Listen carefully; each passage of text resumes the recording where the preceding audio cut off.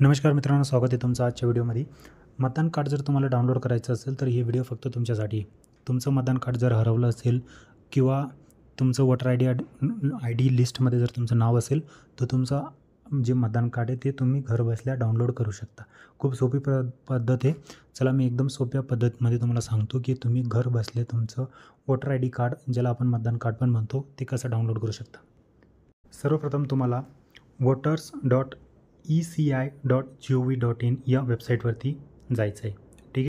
थोडं खाली स्क्रोल केलं तर तुम्हाला ई-इपिक डाउनलोड असं एक ऑप्शन दिसेल, त्याच्यावरती क्लिक करायचं आहे. त्याच्यावरती क्लिक केल्यानंतर तुम्हाला वरती इंडियन ओव्हरसीज इलेक्टोरल असं एक बटन दिसेल, हे असं सिलेक्ट राहू द्यायचं आहे. ठीक आहे. त्याच्यानंतर खाली तुम्हाला अजून एक बटन दिसेल, इथं तुम्हाला तुमचा मोबाईल नंबर, जो register mobile number, email I D किंवा इपिक नंबर इथं टाकायचा आहे. त्याच्यानंतर इथं पासवर्ड टाकायचा आहे.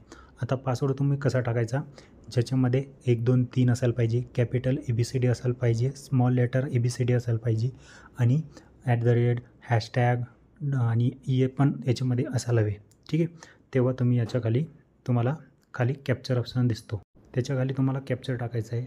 या प्रकारे पासवर्ड टाकल्यानंतर तुम्हाला इथं ग्रीन टिक दिसते, इथं कॅप्चर आहे, तो कॅप्चर इथं टाकायचा आहे. आणि खाली तुम्हाला हिरवा कलरचं एक ग्रीन बटन दिसतं आहे, त्याच्यावरती क्लिक करायचं आहे. त्याच्यावरती गेट OTP बटनवरती क्लिक करायचं आहे. गेट OTP बटनावरती क्लिक केल्यानंतर तुमच्यासमोर असा एक OTP येतो आणि तो OTP तुम्हाला इथं खाली टाकायचा आहे आणि व्हेरीफाय लॉगिन बटनावरती क्लिक करायचं आहे. लॉगिन झाल्यानंतर परत तुम्हाला इपिक या डाउनलोड या बटनावरती क्लिक करायचं आहे. त्या बटनावरती क्लिक केल्यानंतर तुमच्यासमोर असा इंटरफेस येतो, तिथे तुम्हाला तुमचा वोटर ID कार्ड नंबर टाकायचा आहे.